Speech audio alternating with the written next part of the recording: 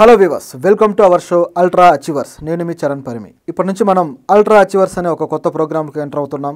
So ఇదేంటంటే ఎవరైనా సరే తాము అనుకున్నది, తమ లైఫ్లో అనుకున్న ఒక లక్ష్యాన్ని సాధించి సక్సెస్ అయ్యి చూపించిన వాళ్ళ లైఫ్ గురించి, వాళ్ళ సక్సెస్ గురించి మనం మాట్లాడుకుందాం. సో అంటే ప్రతి రంగం, ఒక వ్యాపారం అనే కాదు, అలాగే కళారంగాలనే కాదు, అలాగే సినిమా అని కావచ్చు, ఏదైనా సరే, ఏ రంగంలో అయినా సరే అచీవర్స్ గురించి, దట్టు కింద స్థాయి నుంచి కష్టపడి పైకొచ్చిన వాళ్ళ గురించి మాట్లాడుకుందాం. వీళ్ళంతా ఆ రంగంలో తోపులు అనమాట. Yes, these are tops of their field. So వీళ్ళ గురించి మనం మాట్లాడుకుందాం. ఇప్పుడు ఈరోజు ఒక కొత్త టాపిక్. సో అదేంటంటే ఒక business man, young business man. అతను 22 ఏళ్ల వయసులో బిజినెస్ మొదలుపెట్టాడు. చూస్తూ ఉండగానే 5-6 ఏళ్లలో కోట్లు సంపాదిస్తున్నాడు. ఆ బిజినెస్ మ్యాన్ ఎవరు ఏంటి అనేది మాట్లాడుకుందాం. అతని పేరు హర్షిత్ గోదా. అతను భోపాల్కి చెందినవాడు. సో అతను 22 ఏళ్ల వయసులో తన BBA కోర్స్ చేయడానికి లండన్ వెళ్ళాడు. సో లండన్ వెళ్ళి అక్కడ కాలేజీలో చేరి చదువుతూ ఉన్నాడు. కానీ అతనికి ఫస్ట్ నుంచి కూడా లైఫ్లో బిజినెస్ చేయాలి, ఒక ఎంటర్‌ప్రెన్యూర్‌గా మారాలి అని చెప్పి అతనికి ఒక ఫీలింగ్ ఉండేదన్నమాట. సో దాని ప్రకారం అతను ప్రణాళికలు వేసుకుంటున్నాడు. కానీ ఏం చేయాలి అనే విషయంలో అతనికి పెద్ద ఆలోచన లేదు. సో అక్కడ చదువుతూ ఉండగా ఒక రెస్టారెంట్ దగ్గర ఎక్కడో కూర్చొని ఒక అవకాడో తింటున్నాడు. అవకాడో ఫ్రూట్ ఉంది కదా, అది తింటున్నాడు. అది తింటున్నప్పుడు అతనికి ఒక ఆలోచన వచ్చింది.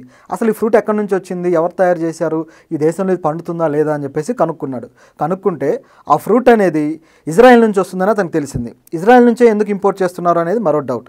అప్పుడు అతనికి వచ్చిన ఆన్సర్ ఏంటంటే, ఇజ్రాయెల్ ఫ్రూట్ క్వాలిటీ చాలా బాగుంటుంది, ఇజ్రాయెల్లో పండే అవకాడో. సో ఆ అవకాడోని ఇక్కడికి దిగుమతి చేసుకుంటున్నారు లండన్కి అని చెప్పేసి అతను తెలుసుకున్నాడు. సో తెలుసుకున్న వాడికి అప్పుడు ఒక ఫ్లాష్ ఐడియా వచ్చింది. అదేంటంటే, నేను కూడా ఈ బిజినెస్ చేయొచ్చు కదా అని చెప్పి. కానీ అవకాడో అనేది ఇండియాలో ఆ సాయిల్ మీద పండుతుందా, ఒకవేళ పండితే దాన్ని ఎలా పండించాలి, ఇలాంటి చాలా క్వశ్చన్స్ ఉన్నాయి అతనికి. సో వయసు కూడా 22 ఏళ్ళు. సో అప్పుడు అతనికి ఏం చేయాలో కూడా అర్థం కాలేదు. సో ఏం చేశాడంటే, తను ఆల్రెడీ ఇంటర్న్షిప్ చదువుతూ ఉన్నాడు కదా, ఆ కోర్స్ అలా ఆపి, అంటే కాలేజీ డ్యూరింగ్ అవుతూ ఉంది కానీ అక్కడ నుంచి అతను కొంతమందిని, ఇజ్రాయెల్కి సంబంధించిన రైతులని, అట్లాగే అవకాడో పంట గురించి తెలిసిన నిపుణులని కలిసి వాళ్ళతోటి మాట్లాడడం జరిగింది. ఇలా మాట్లాడినప్పుడు అతనికి అనేక విషయాలు తెలిసాయి, అవకాడో బిజినెస్ గురించి, ఆ మొక్కల పెంపకం గురించి. ఇదేదో ఇంట్రెస్టింగ్గా ఉంది అని చెప్పి అతను అనుకొని అక్కడ నుంచి అతను ఇజ్రాయెల్ వెళ్ళిపోయాడు. చూసారా, బిజినెస్ చేయాలి అనుకున్న వాడి థాట్ ఎలా ఉంటుందంటే, అతనికి ఎక్కడ ఇన్ఫర్మేషన్ దొరికితే అక్కడికి వెళ్ళిపోగలడు. అయితే ఇతనికి కాస్త కుటుంబం కూడా సపోర్ట్ ఇవ్వడము, డబ్బులు ఇవ్వడము, ఇదంతా జరుగుతూ వచ్చింది. సో అతనికి బ్యాక్గ్రౌండ్ కొంత సపోర్ట్ ఉంది. కానీ ప్యాషన్ ఉండాలి కదా, ఏదన్నా సాధించాలంటే ప్యాషన్ లేకుండా సాధించలేం. సో అతనికి ఉంది కాబట్టే లండన్లో చదువు సరే కొద్దిగా బ్రేక్ ఇచ్చి తిరిగి ఇజ్రాయెల్ వెళ్ళాడు. ఇజ్రాయెల్ వెళ్ళి అక్కడ తన పరిశోధన చేయడం మొదలుపెట్టాడు. అంటే వాళ్ళ గురించి తెలుసుకోవడము, ఆ అవకాడో రైతులను కలవడము, మాట్లాడడము, అలాగే సైంటిస్టులు కూడా, అగ్రికల్చర్ సైంటిస్టులను కలవడము, ఈ పంట గురించి మంచి చెడు అన్నీ తెలుసుకొని తిరిగి మళ్ళీ లండన్ వచ్చాడు. లండన్ వచ్చిన తర్వాత మళ్ళీ కాలేజీ కంటిన్యూ చేశాడు. కాలేజీలో తన చదువు కంప్లీట్ చేసుకొని ఇండియా వచ్చిన తర్వాత అప్పుడు 2019లో ఇండియా వచ్చి ఇక బిజినెస్ స్టార్ట్ చేయాలి అనుకున్నాడు. సో స్టార్ట్ చేయాలంటే అతనికి మొత్తం దాని గురించి క్లారిటీ ఉంది, అవకాడో ఎలా పండించాలి ఏంటి అని చెప్పి. సో వెంటనే ఇండో ఇజ్రాయెల్ అవకాడో అని చెప్పేసి ఒక స్టార్టప్ స్టార్ట్ చేశాడు. అగ్రికల్చరల్ స్టార్టప్ ఇది.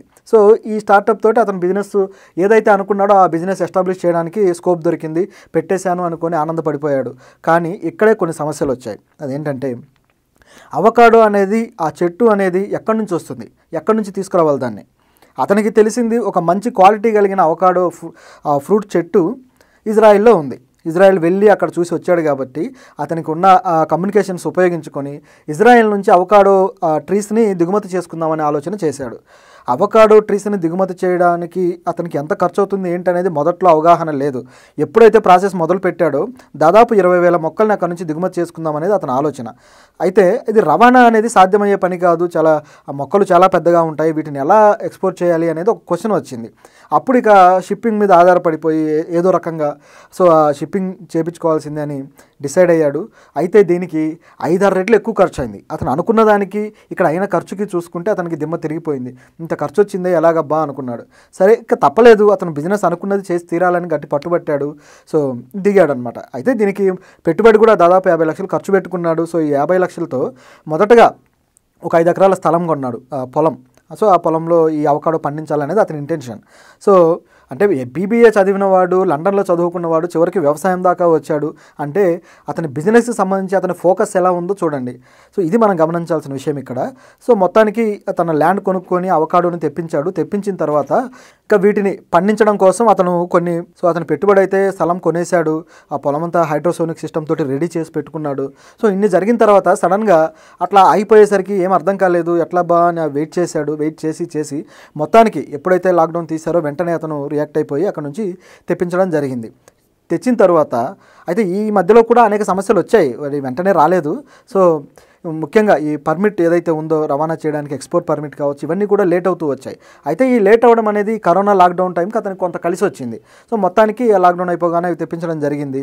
వచ్చి మొత్తం పంట వేయడానికి అతను రెడీ అయిపోయాడు. కాకపోతే అతని ఇంటెన్షన్ ఏంటంటే ఒకసారి అవి తెప్పించిన తర్వాత అవే పంట పండుతూ ఉంటాయి, వాటి నుంచే మొక్కలు మళ్ళీ పుడుతూ ఉంటాయి, కాబట్టి అతనికి ఇంకా సమస్య లేదు.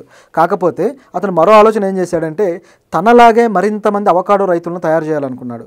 చూసారా, అంటే ఒక దీపం మరి 10 దీపాలను వెలిగిస్తే ఆ వెలుగు మరింత ఉంటుంది కదా, అలాంటి లాజిక్తో అతను మరింతమంది రైతులని అవకాడో రైతులుగా తయారు చేస్తే ఉత్పత్తి ఎక్కువ వస్తుంది, మన దేశంలో ఆ పంట చాలా బాగుంటుందనే ఆలోచన అతనికి వచ్చింది. దాని గురించి బాగా స్టడీ చేశాడు కాబట్టి క్లియర్ ప్లానింగ్ అతనికి ఉంది. సో ఇక ఈ హర్యానా, జార్ఖండ్ ఇలా కొన్ని రాష్ట్రాల రైతులని కన్సల్ట్ అయిన తర్వాత వాళ్ళు కూడా ఇంట్రెస్ట్ చూపించారు, ఇదేదో బాగుంది అని చెప్పేసి వాళ్ళకి ఆ మొక్కలు ఇచ్చి వాళ్ళకి ట్రైన్ చేశాడు. ఆ మొక్కల్ని ఎలా పెంచాలి, వాటిని పెంచే పద్ధతులు, వాటికి ఎరువేసే పద్ధతి కానీ, ఎలాంటి సాయిల్ వాటికి పనిచేస్తుంది, ఇవన్నీ కూడా అతను స్టడీ చేసి వాళ్ళందరికీ నేర్పడం జరిగింది. దాంతో ఆ రైతులు కూడా నేర్చుకొని వాళ్ళ పంటల్లో, వాళ్ళ పొలాలు ఏవైతే ఉన్నాయో అందులో వీళ్ళు ఈ పంట వేయడం మొదలుపెట్టారు. అలాగే ఇతను కూడా తన పంటను వేసి తన 5 ఎకరాల్లో తను ఫస్ట్ టైం ప్రాఫిట్ చూశాడనమాట. ప్రాఫిట్ చూడడం జరిగింది. ఆ తర్వాత 4-5 ఏళ్ల పాటు దీన్ని ఇలా కంటిన్యూ చేసుకుంటూ వెళ్ళిపోయాడు. ఇప్పుడు తన 5 ఎకరాల పంట నుంచి దాదాపు 50 లక్షలు సంపాదిస్తున్నాడు. అలాగే ఈ రైతులకు దీన్ని డిస్ట్రిబ్యూట్ చేస్తూ ఉన్నాడు కదా మొక్కలని, వాళ్ళకి ఫ్రీగానే ట్రైనింగ్ ఇస్తూ ఉన్నాడు, ఫ్రీగానే వాళ్ళకి అన్నీ నేర్పించి ఆ రవాణా బాధ్యతలు కానీ ఇవన్నీ కూడా ఇతను మొత్తం దగ్గరుండి తన కంపెనీ నుంచి చూసుకుంటున్నాడు. సో తద్వారా అతనికి దాదాపు ₹1 కోటి వస్తుంది. సో ఎంత ఆదాయం చూసారా. సో ఈ విధంగా ఈ 5-6 ఏళ్ళు చేసుకుంటూ వచ్చాడు. ఇప్పుడు అతనికి 28 ఏళ్ళు.